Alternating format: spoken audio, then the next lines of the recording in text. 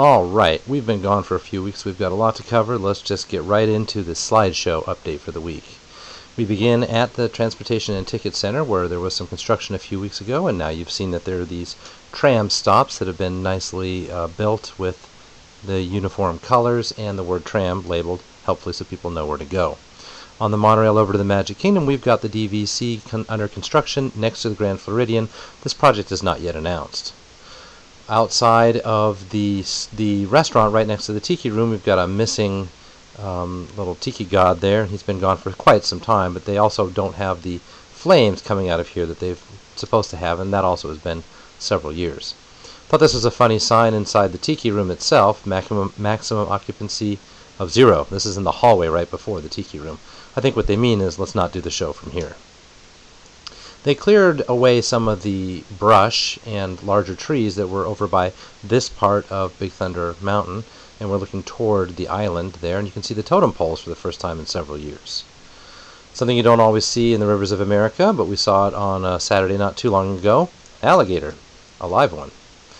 In the Carousel of Progress, I thought I would point this out, a realization I've just now made. These plates up here in the last scene have the usual star and moon design that you get from the Sorcerer's Apprentice. That's the WDI symbol.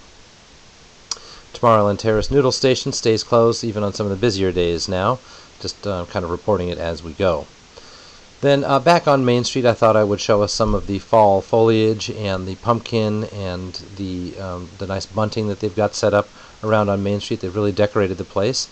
These pumpkin figures that you see around Town Square have typically been there. They're not new this year. I don't know that I always highlight them quite so much as I have done this time around.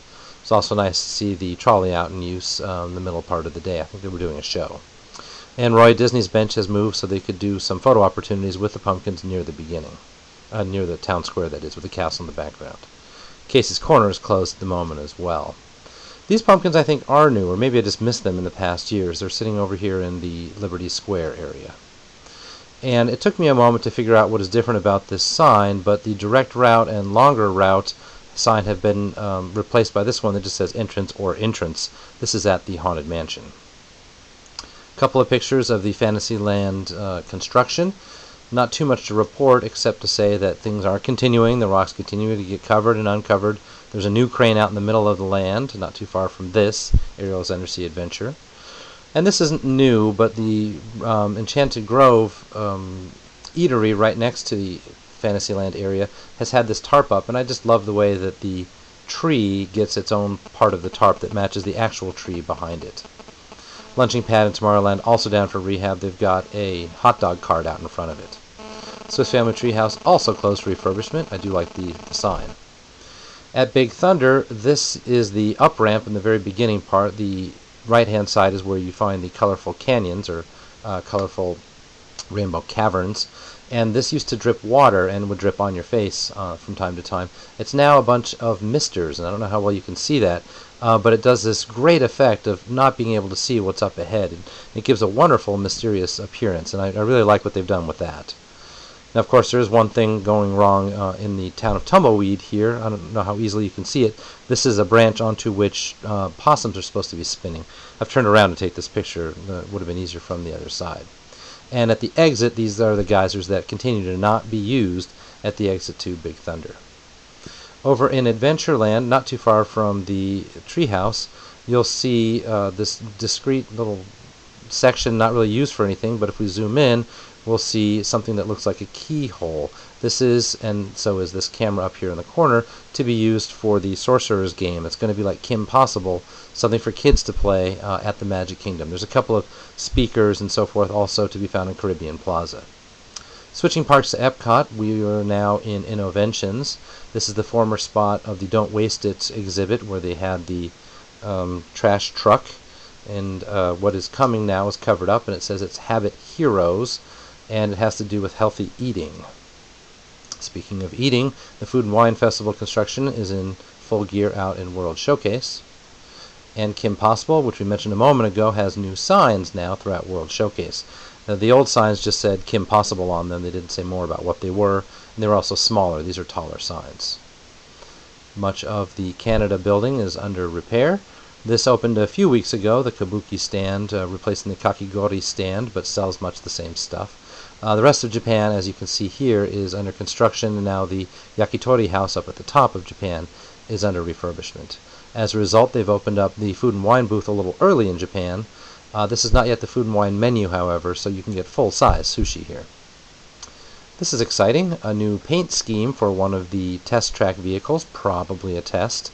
And you can see not only are the colors a little bit different, but so is the Chevrolet insignia up at the front and the very back of the vehicle as well. By comparison, here is a current car scheme. You can see that nothing has changed about the car. They've just repainted it or perhaps put a skin on it. It's just a paint job, and so far there's only the blue one. At the exit to test track, this is an eternal problem here. They've got this black wall, this black screen behind the moving robots here.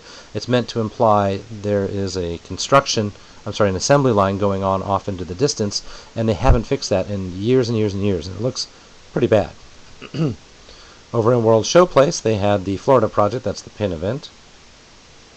At the central information stand, they finally got a wall up around the stand, and hopefully they're planning to fix that broken info sign. It's got bad pixels in it.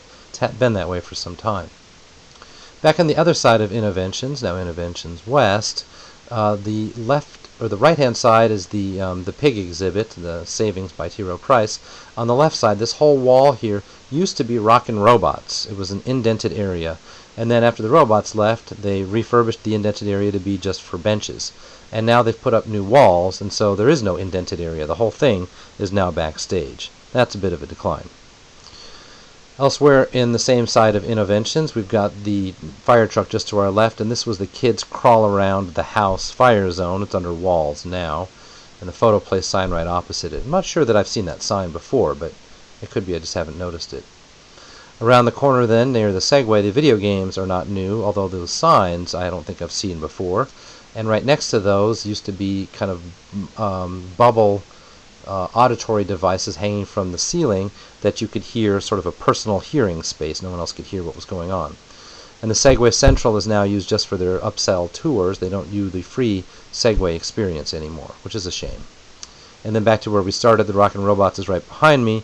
This was the exhibit ending for the Velcro exhibit. That's off to the left, the entrance, and it's still under construction. But this post-show area where they let you build Velcro frogs, for instance, is now just turned into an empty area, probably because they took away the space from Rockin' Robots. Appear to be draining the lagoon areas, the clear lagoon areas of Epcot this past weekend. And what's up with this? On the land ride, Living with the Land, this zone used to say something about NASA, and the voiceover would say something about working with NASA, and they're just silent at this point, so I guess they no longer have that contract. No news here, but an interesting shot from inside the Coral Reef restaurant I thought I would share with you. Not too often you get to see both sea turtles right next to you. This has been some months in the making now, but the Odyssey restaurant, used for special events, has a light blue color scheme to it now, and it appears to be staying that way. I thought I would show you this here in case you haven't run across it before. There are only 400 of these at the Walt Disney World right now. This is the first year of the new Spirit program, the Legacy Award. So these are cast members honoring other cast members, and only the ones who truly have the spirit of Disney get to keep these. And it used to be just a regular stick-on pin at the top part of a regular name tag. Now it's a whole new name tag. And so this is the first year. If you see someone wearing one of these blue name tags and that legacy pin, there's a little diamond in it. Barely see the diamond dust right there. Feel free to go on up and congratulate them because they've earned it. Over at DHS, the Narnia exhibit was slated to close over the weekend. Didn't get a chance to double check.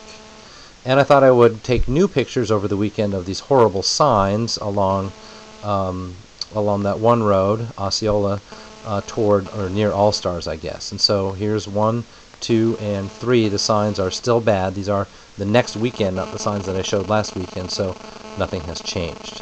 What has changed have been a few menus. So here at Electric Umbrella, you've got the Southwest Bean flatbread and a mushroom and Swiss cheeseburger. These items are now approaching $10 in some cases.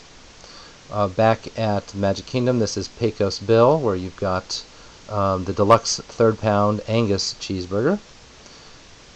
And then gourmet hot dogs for sale at Hollywood Studios. This is next to the ice cream stand, not too far from Fantasmic.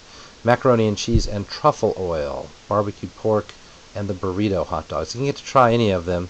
Haven't really heard anything about them. Over at the Tomorrowland, I don't have a picture of it, but in Tomorrowland at the Cosmic Rays restaurant, they've also got a pizza burger that is reported to be not very good at all, and that disappoints me because I always love the pizza burger in Disneyland Paris. Leaving the parks just for a quick second, this is Lou Gardens, which is nearby in Orlando, and I thought since it's famous I would poke my head in there one day, and I figured the world might appreciate hearing what the botanical garden is like near Orlando, and the result, or the verdict, is that it's wonderful. I think you ought to go pay it a visit if you find the time on an extra day. Now we're switching gears back to Disney for the Polynesian. I found myself at the Polynesian Resort and wanted to see whether there was any resort-specific merchandise, and as you can see, there's a fair amount of resort-specific merchandise. My son found this hidden Mickey on the back of one of those giant gods there, and no trip to the store is complete without taking a picture of this little wonderful tableau. That brings us to the end of another week. Thanks again so much for your attention. Keep the feedback coming. I'll do what I can for you guys. Talk to you soon.